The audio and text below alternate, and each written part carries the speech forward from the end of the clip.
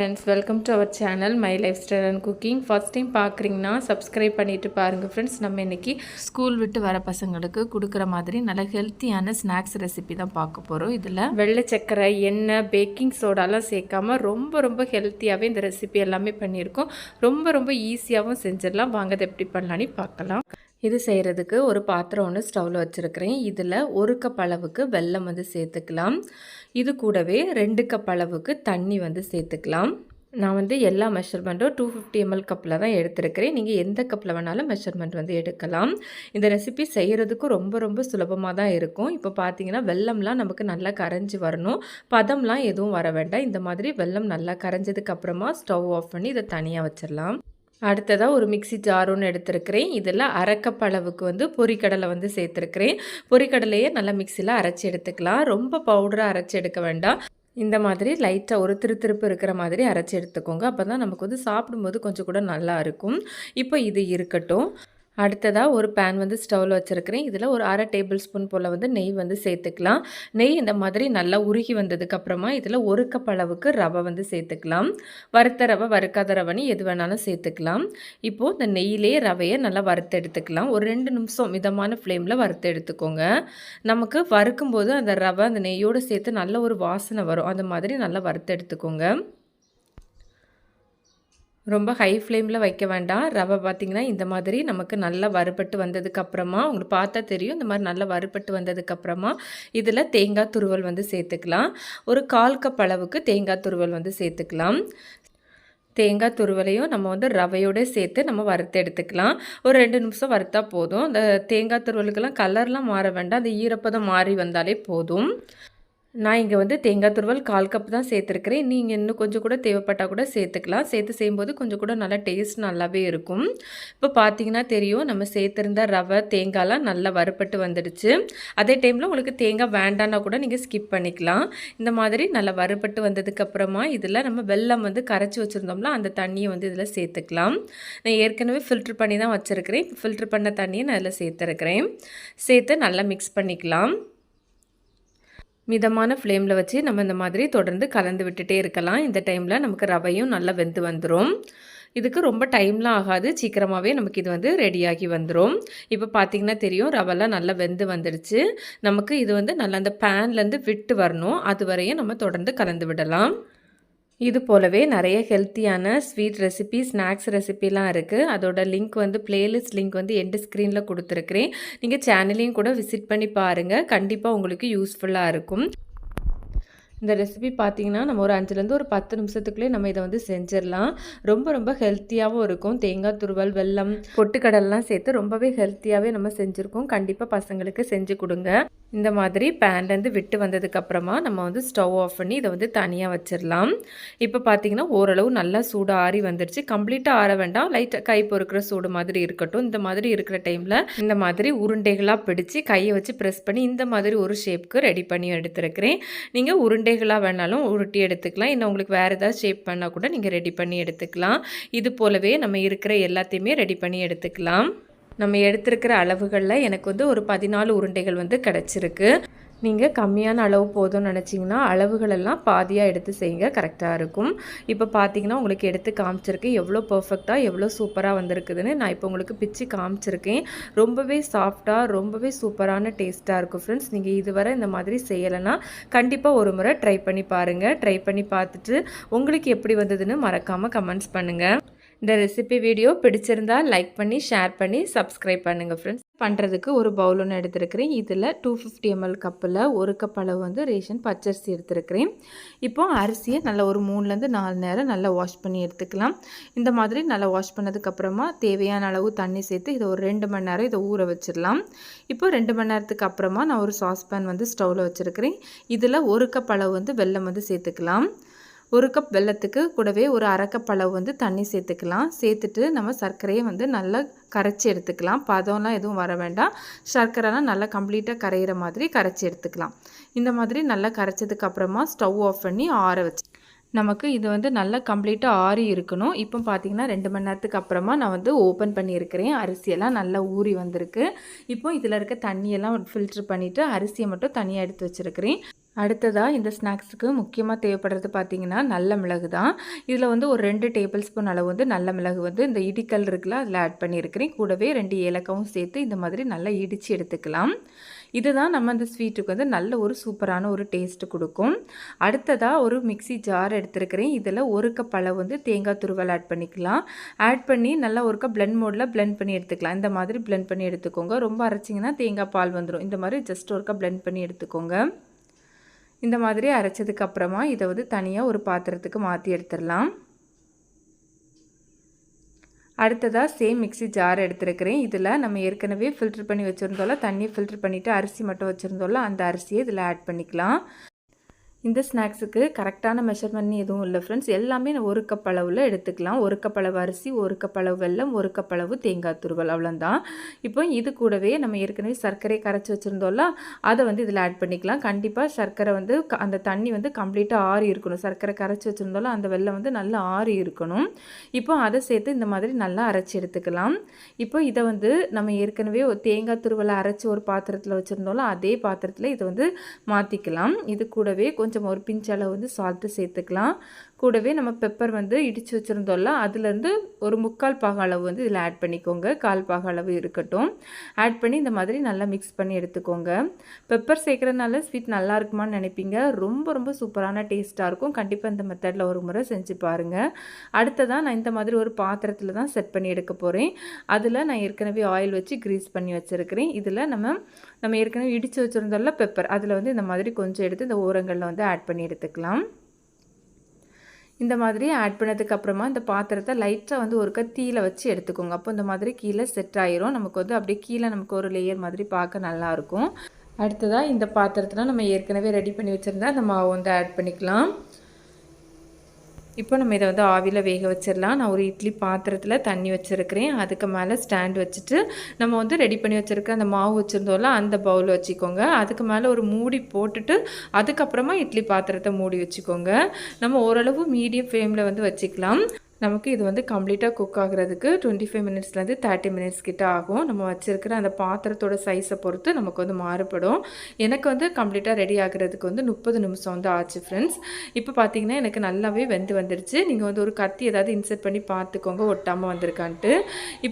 இப்போ நான் இதை வந்து வெளியே எடுத்து வச்சுருக்கிறேன். நல்லா வந்து கம்ப்ளீட்டாக ஆறுனதுக்கு அப்புறமா அந்த ஓரங்கள் வந்து தானாகவே விட்டு வந்துடும். இப்போ இதை வந்து ஒரு பிளேட்டுக்கு வந்து நம்ம வந்து கமத்தி எடுத்துடலாம். ரொம்ப ஈஸியாகவே நமக்கு வந்து டீமோல்ட் ஆகி வந்துடும்.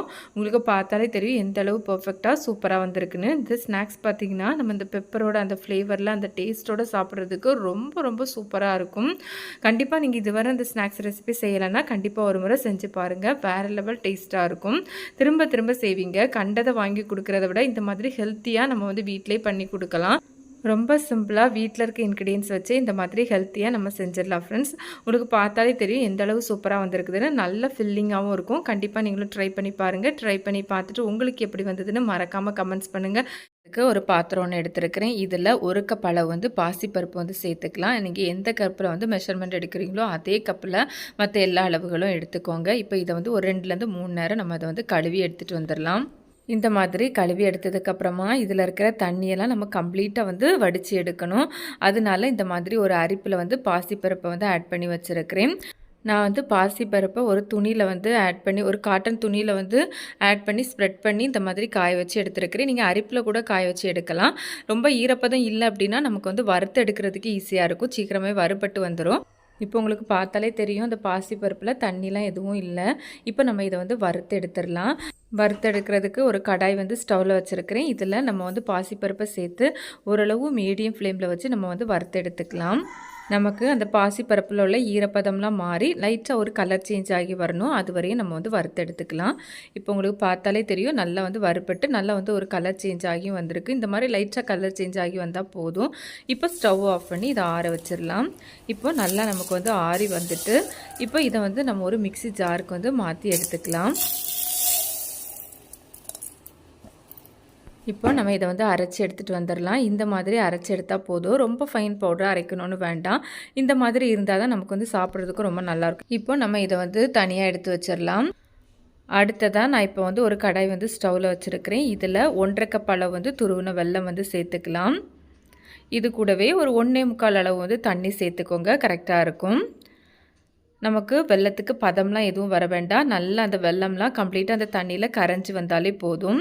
பார்த்திங்கன்னா நல்லா கரைஞ்சதுக்கு அப்புறமா நான் வந்து ஃபில்ட்ரு பண்ணி வேறு ஒரு பேனுக்கு வந்து மாற்றி எடுத்து வச்சுருக்கிறேன். இப்போ தண்ணி வந்து கொதிக்க ஆரம்பிக்கட்டும். இந்த மாதிரி கொதிக்க ஆரம்பித்ததும் இது கூடவே ஒரு 1/4 டீஸ்பூன் அளவு வந்து ஏலக்காய் பொடி சேர்த்துருக்கிறேன். கூடவே 1 டீஸ்பூன் அளவு வந்து நெய் சேர்த்துருக்கிறேன். இந்த மாதிரி நெய் சேர்த்து செய்யும்போது நல்லா ஃப்ளேவராகவும் இருக்கும், டேஸ்ட்டாகவும் இருக்கும். இப்போ இந்த மாதிரி நல்லா ஒருக்கா கலந்து விட்டுக்கோங்க. இந்த மாதிரி கலந்ததுக்கப்புறமா இதில் ஒரு 1/4 கப் அளவு வந்து துருவின தேங்காய் எடுத்துக்கலாம். நம்ம எந்த கப்பில் மெஷர்மெண்ட் எடுத்தீங்களோ அதே கப்லேயே எல்லா மெஷர்மெண்ட்டும் எடுத்துக்கோங்க. தேங்காய்லாம் சேர்த்ததுக்கப்புறமா இந்த மாதிரி நல்லா ஒருக்கா கலந்து விட்டுக்கோங்க. நல்லா தண்ணி கொதிக்க ஆரம்பித்ததும் ஃப்ளேமை சிம்மில் வச்சுட்டு நம்ம ஏற்கனவே மிக்சியில் அரைச்சி வச்சுருந்தோம்ல பாசிப்பருப்பு, அதை சேர்த்துக்கலாம். கூடவே 1 கப் அளவு வந்து அரிசி மாவு வந்து சேர்த்துக்கலாம். சேர்த்து நல்லா வந்து கலந்து விட்டுக்கோங்க. ஃப்ளேமை சிம்மில் வச்சே கலந்து விட்டுக்கோங்க. இது போலவே நிறைய ஹெல்த்தியான ரெசிபி நம்ம சேனலில் இருக்குது. அதோட லிங்க் வந்து எண்ட் ஸ்க்ரீனில் கொடுத்துருக்குறேன். சேனலையும் விசிட் பண்ணி பாருங்கள், கண்டிப்பாக உங்களுக்கு யூஸ்ஃபுல்லாக இருக்கும். இந்த மாதிரி பேன்லேருந்து விட்டு வந்ததுக்கப்புறமா 1 டேபிள் ஸ்பூன் நெய்யில் கொஞ்சமாக கேஷ்யூ வந்து ஃப்ரை பண்ணி ஆட் பண்ணியிருக்கிறேன். இதையும் சேர்த்து நல்லா ஒருக்கா கலந்து விட்டுக்கோங்க. இந்த மாதிரி நல்லா கலந்து வந்ததுக்கப்புறமா ஸ்டவ் ஆஃப் பண்ணிடலாம். இப்போ இதை வந்து ஒரு பிளேட்டுக்கு வந்து மாற்றி எடுத்துக்கலாம். இந்த பிளேட்டில் நான் ஏற்கனவே ஆயில் வந்து அப்ளை பண்ணி தான் வச்சுருக்கிறேன். ஆட் பண்ணதுக்கப்புறமா இந்த மாதிரி ஒரு கிண்ணம் அல்லனா கப்பை வச்சு ஈவனாக நம்ம வந்து சமன்படுத்தி எடுத்துக்கலாம். இந்த மாதிரி வேண்டாம்னு நினச்சிங்கன்னா உருண்டை மாதிரி பிடிச்சி எடுத்துக்கலாம். உங்களுக்கு என்ன மாதிரி ஷேப் வேணுமோ அந்த மாதிரி கூட நீங்கள் ரெடி பண்ணி எடுத்துக்கலாம். நான் இப்போ பார்த்தீங்கன்னா நல்லா சமன்படுத்தினதுக்கப்புறமா இதில் கொஞ்சமாக எள்ளு வந்து சேர்த்துருக்கிறேன். சேர்த்து இந்த மாதிரி லைட்டாக ப்ரெஸ் பண்ணி எடுத்துருக்கிறேன். எள்ளு சேர்க்கும் போது நல்லாயிருக்கும். நீங்கள் தண்ணி கொதிக்கிற டைமில் கூட ஒரு 1.5 டேபிள் எள்ளு அப்புறமா கொஞ்சமாக சுக்கு பொடியும் சேர்த்து செய்யும்போது வாசனையும் டேஸ்ட்டும் ரொம்பவே நல்லாயிருக்கும். நீங்கள் விருப்பப்பட்டால் அந்த மாதிரி கூட நீங்கள் வந்து சேர்த்து செய்யலாம். நம்ம ஏலக்காய் பொடி சேர்த்தோம்ல அந்த டைமில் சேர்த்துக்கோங்க. பார்த்தீங்கன்னா நான் ஈவனாக சமன்படுத்திட்டு இப்போ இதை வந்து ஆவியில் வேக வச்சு எடுத்துக்கலாம். நான் இங்கே வந்து இட்லி பாத்திரம் எடுத்துருக்கிறேன். அதில் தண்ணி வச்சுருக்கிறேன். அதுக்கு மேலே இட்லி பிளேட் அந்த ஸ்டாண்ட் வச்சுட்டு அதுக்கு மேலே தான் இந்த பிளேட் வச்சுருக்கிறேன். நல்லா தண்ணி கொதிச்சதுக்கு அப்புறமா வச்சா போதும். இதுக்கு மேலேயும் ஒரு மூடி போட்டுட்டு அதுக்கு மேலே நம்ம குக்கரை வந்து மூடி வச்சோம் அப்படின்னா தண்ணி வந்து இதில் இல்லாமல் இருக்கும். இப்போ நம்ம இதை வந்து மூடி வச்சு ஓரளவு மீடியம் ஃப்ளேமில் 10 மினிட்ஸ் வச்சு எடுத்தால் இந்த பிளேட்டுக்கு மேலே மூடி வைக்க மறந்துட்டேன். அதனால தான் ஆவியில் உள்ள தண்ணி பட்டு இந்த மாதிரி ஒரு சைடு கலர் டிஃப்ரெண்ட்டாக இருக்குது. பட் நல்லா வெந்து வந்துட்டு ஓரளவு நல்லா ஆறுனதுக்கு அப்புறமா இந்த மாதிரி ஒரு ஸ்பேட்ச்லாம் வச்சு நான் வந்து எடுத்து விட்டு ஓரங்களை எடுத்து விட்டுட்டு கமத்தி எடுத்துருக்கிறேன். பார்த்தீங்கன்னா தெரியும் ரொம்பவே பர்ஃபெக்டாக ரொம்ப சூப்பராக வந்திருக்கு. இப்போ இதை உங்களுக்கு என்ன மாதிரி ஷேப் வேணுமோ அந்த மாதிரி கட் பண்ணி எடுத்துக்கலாம். ரொம்ப சூப்பரான ஒரு ஹெல்த்தியான ஒரு ரெசிபி. இது வந்து ஒரு ட்ரெடிஷ்னலான ஒரு ரெசிபி தான். பாசிப்பருப்பில் எவ்வளோ ஹெல்த் பெனிஃபிட்ஸ் இருக்குதுன்னு நம்ம எல்லாருக்குமே தெரியும். இப்போல்லாம் எக்ஸாம் டைம் நடக்குது. இந்த டைமில் நம்ம ரொம்ப எண்ணெய் நெய்யில் பொரிச்ச பலகாரங்களை கொடுக்குறத விட இந்த மாதிரி ஆவியில் வேக வச்சு நல்லா ஹெல்த்தியாக வந்து நம்ம செஞ்சு கொடுக்கும்போது உடம்புக்கு ரொம்ப ஆரோக்கியமாக இருக்கும். நீங்கள் என்ன ஷேப்பில் வேணாலும் ரெடி பண்ணி எடுத்துக்கலாம் ஃப்ரெண்ட்ஸ். நான் இப்போ இதுக்கு மேலே கொஞ்சமாக வந்து கிஸ்மிஸ் பழம் வந்து பிளாக் கலர் வச்சுருக்கிறேன். இப்போ நான் உங்களுக்கு இதில் ஒன்று எடுத்து வந்து பிச்சு காமிக்கிறேன். உங்களுக்கு பார்த்தாலே தெரியும் எந்த அளவு சாஃப்டாக வந்திருக்குதுன்னு. நீங்களும் இந்த சத்தான சுவையான இனிப்பை உங்கள் பசங்களுக்கு செஞ்சு கொடுங்க. இது நம்ம இதை ஆவியில் தான் வேக வச்சு எடுத்துருக்குறோம். சின்ன பசங்க மட்டும் இல்லை, பெரியவங்களும் சாப்பிட்லாம். கண்டிப்பாக ட்ரை பண்ணி பார்த்துட்டு உங்களுக்கு எப்படி வந்ததுன்னு மறக்காமல் கமெண்ட்ஸ் பண்ணுங்கள். செய்கிறதுக்கு ஒரு பாத்திரம் வந்து ஸ்டவ்வில் வச்சுருக்கிறேன். இதில் 1/2 கப் அளவு வந்து வெல்லம் சேர்த்துருக்கிறேன். இது கூடவே 3/4 கப் அளவு வந்து தண்ணி சேர்த்துக்கலாம். நமக்கு வெல்லத்துக்கு பாகு பதம்லாம் எதுவும் வர வேண்டாம். வெல்லம்லாம் நல்லா இந்த மாதிரி கரைஞ்சி வந்தாலே போதும். இந்த மாதிரி நல்லா கரைஞ்சதுக்கு அப்புறமா ஸ்டவ் ஆஃப் பண்ணி தனியாக வச்சிடலாம். அடுத்ததாக ஒரு பேன் வந்து ஸ்டவ்வில் வச்சுருக்கிறேன். இதில் ஒரு 2 டேபிள் ஸ்பூன் அளவு வந்து நெய் வந்து சேர்த்துருக்கிறேன். நெய் இந்த மாதிரி நல்லா உருகி வந்ததுக்கப்புறமா நான் இதில் வந்து முந்திரி வந்து 1 டேபிள் ஸ்பூன் அளவும் கொஞ்சமாக வந்து வால்நட்டும் சேர்த்துருக்கிறேன். நீங்கள் உங்களுக்கு விருப்பமான இல்லை கையில் இருக்கிற மாதிரி எந்த நட்ஸ் வேணாலும் இதுக்கு வந்து சேர்த்துக்கலாம். சேர்த்து இதை ஓரளவு நல்லா வறுத்து எடுத்துக்கலாம். நட்ஸ் எதுவும் சேர்க்காமலும் செய்யலாம். இந்த மாதிரி ஓரளவு நல்லா வறுபட்டு வந்ததுக்கப்புறமா இதில் 1 டேபிள் ஸ்பூன் அளவு வந்து உலர் திராட்சை வந்து சேர்த்துருக்கிறேன். நம்ம சேர்த்துருந்த நட்ஸும் உலர் திராட்சையும் நல்லா வறுபட்டு வந்ததுக்கப்புறமா நம்ம இதை வந்து தனியாக எடுத்து வச்சிடலாம். பார்த்தீங்கன்னா தெரியும் நல்லா வறுபட்டு வந்துடுச்சு. நான் இந்த மாதிரி தனியாக ஒரு பவுலில் மாற்றி எடுத்து வச்சுருக்கிறேன். அடுத்ததாக இது கூடவே ஏத்தம்பழம் வந்து சேர்த்துக்கலாம். நான் இங்கே வந்து சின்ன சைஸில் 3 ஏத்தம்பழம் சேர்த்துருக்கிறேன். நீங்கள் பெரிய சைஸ் பழமாக இருந்ததுன்னா நீங்கள் 2 சேர்த்தாலே போதும். நம்ம எடுத்துருக்கிற பழம் பார்த்திங்கன்னா நல்லா பழுத்த பழமாக எடுத்துக்கோங்க. அப்போ தான் இந்த ரெசிபிக்கு நல்ல ஒரு டேஸ்ட்டாக இருக்கும். நம்ம வந்து நட்ஸ் ரைசின்ஸ்லாம் வறுத்து எடுத்துருந்தோம்ல நெய், அதிலேயே நம்ம இந்த வாழைப்பழத்தையும் நம்ம வந்து வதக்கி எடுத்துக்கலாம். எக்ஸ்ட்ரா வந்து நம்ம நெய் சேர்க்கணுன்னு அவசியம் இருக்காது. இந்த மாதிரி கரண்டியோட பேக் சைடை ப்ரெஸ் பண்ணி நம்ம வந்து வதக்கி எடுத்துக்கலாம். அப்போ நமக்கு ஈஸியாகவே இந்த மாதிரி மேஷ் ஆகி வந்துடும். நல்லா பழுத்த பழமாக இருக்கிறதுனால நமக்கு ஈஸியாகவே இந்த மாதிரி ரெடியாகி வந்துடும். அடுத்ததாக இது கூடவே அரைக்கப்பழம் வந்து துருவின தேங்காய் வந்து சேர்த்துக்கலாம். தேங்காய் சேர்த்ததுக்கப்புறமா அந்த வாழைப்பழத்தோடு சேர்ந்து வர மாதிரி நல்லா இந்த மாதிரி கலந்து விட்டுக்கலாம். இந்த மாதிரி நல்லா கலந்து விட்டதுக்கப்புறமா நம்ம ஏற்கனவே வெல்லம் வந்து கரைச்சி வச்சுருந்தோம்ல, அதை நான் ஏற்கனவே ஒரு பாத்திரத்தில் ஃபில்ட்ரு பண்ணி தான் எடுத்து வச்சுருக்கிறேன். அதை நம்ம இதில் வந்து சேர்த்துக்கலாம். இப்போது நம்ம சேர்த்துருந்த அந்த வெள்ளை தண்ணியோட அந்த வாழைப்பழம் தேங்காய்லாம் நல்லா கலந்து வர்ற மாதிரி நம்ம கலந்து எடுத்துக்கலாம். ஃப்ளேம் எல்லாம் ஓரளவு மீடியம் ஃப்ளேமில் வச்சே செஞ்சுக்கோங்க. இப்போ பார்த்திங்கன்னா தெரியும் நல்லா நமக்கு வந்து கலந்து வந்துடுச்சு. இந்த மாதிரி ரெடியானதுக்கப்புறமா நம்ம இது கூடவே அரைக்கப் அளவுக்கு வந்து ரவை வந்து சேர்த்துக்கலாம். இந்த ரெசிபிக்கு வறுத்த ரவை வறுக்காத ரவைன்னு எந்த ரவை வேணாலும் சேர்த்துக்கலாம். ரவை சேர்த்து இந்த மாதிரி ஒருக்கா கலந்து விட்டுக்கோங்க. அடுத்ததாக இது கூடவே ஒரு 3 டேபிள் ஸ்பூன் அளவு வந்து அரிசி மாவு வந்து சேர்த்துக்கலாம். சேர்த்து இந்த மாதிரி நல்லா கலந்து விட்டுக்கலாம். இந்த மாதிரி கலந்து விடுற டைமில் உங்களுக்கு கொஞ்சம் லூஸாக இருந்த மாதிரி இருக்குது அப்படின்னா நீங்கள் எக்ஸ்ட்ரா ரவை இல்லைனா அரிசி மாவு சேர்த்துக்கோங்க. ஏன்னா வாழைப்பழத்தோட அளவு வந்து கொஞ்சம் மாறுபட்டு வரலாம். அதனால் பார்த்து நீங்கள் வந்து சேர்த்துக்கோங்க. எனக்கு இந்த அளவுகளெல்லாம் ரொம்பவே கரெக்டாக இருந்தது. நமக்கு இப்போ இதெல்லாம் நல்லா அந்த பேன்லேருந்து விட்டு வரணும். அந்த மாதிரி நல்லா கலந்து எடுத்துக்கலாம். இது கூடவே கொஞ்சமாக நான் வந்து சால்ட்டு சேர்த்துருக்கிறேன். நீங்கள் ஏலக்காய் பவுடரும் இந்த டைமில் சேர்க்குறதா இருந்தால் சேர்த்துக்கலாம். கூடவே நம்ம வறுத்து வச்சுருக்கிற நட்ஸும் சேர்த்துக்கலாம். சேர்த்து இந்த மாதிரி நல்லா கலந்து விட்டு பேன்லேருந்து விட்டு வரவும் நம்ம வந்து ஸ்டவ் ஆஃப் பண்ணிடலாம். அடுத்ததாக நான் இங்கே வந்து வாழலையை தீயில வாட்டி இந்த மாதிரி கட் பண்ணி எடுத்து வச்சுருக்கிறேன். நீங்கள் இந்த ரெசிபி வாழலை இல்லாமலும் செய்யலாம். நீங்கள் நம்ம வந்து கொழுக்கட்டெல்லாம் பண்ணுற மாதிரி ஷேப்பில் ரெடி பண்ணி எடுத்துக்கலாம். இல்லை உங்களுக்கு எந்த மாதிரி ஷேப் வேணுமோ அந்த மாதிரி ரெடி பண்ணி கூட நம்ம எடுத்துக்கலாம். நான் வாழலையில் இந்த மாதிரி கொஞ்சமாக எடுத்து வச்சு ப்ரெஸ் பண்ணி இந்த மாதிரி ஒரு ஷேப்க்கு வந்து ரெடி பண்ணி எடுத்துருக்கிறேன். இப்போ நம்ம இதை வந்து ஃபோல்ட் பண்ணி எடுத்துக்கலாம்.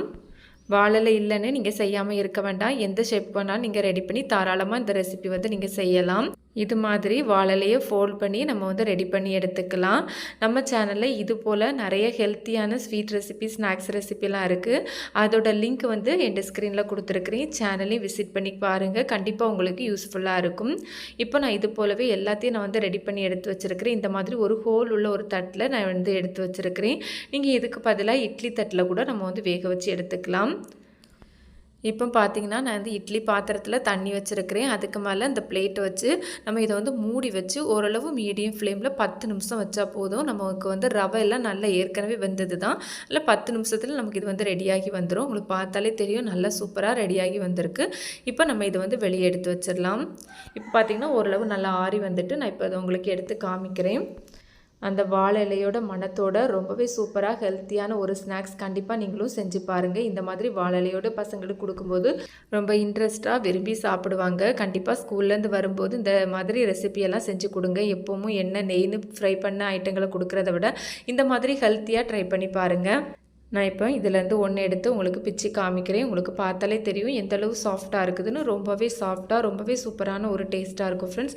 கண்டிப்பாக நீங்களும் இந்த ரெசிபியை ட்ரை பண்ணி பாருங்கள். ட்ரை பண்ணி பார்த்துட்டு உங்களுக்கு எப்படி வந்ததுன்னு மறக்காமல் கமெண்ட்ஸ் பண்ணுங்கள். இந்த ரெசிபி வீடியோ பிடிச்சிருந்தால் லைக் பண்ணி ஷேர் பண்ணி சப்ஸ்கிரைப் பண்ணுங்கள் ஃப்ரெண்ட்ஸ். தேங்க்ஸ் ஃபார் வாட்சிங். பாய்.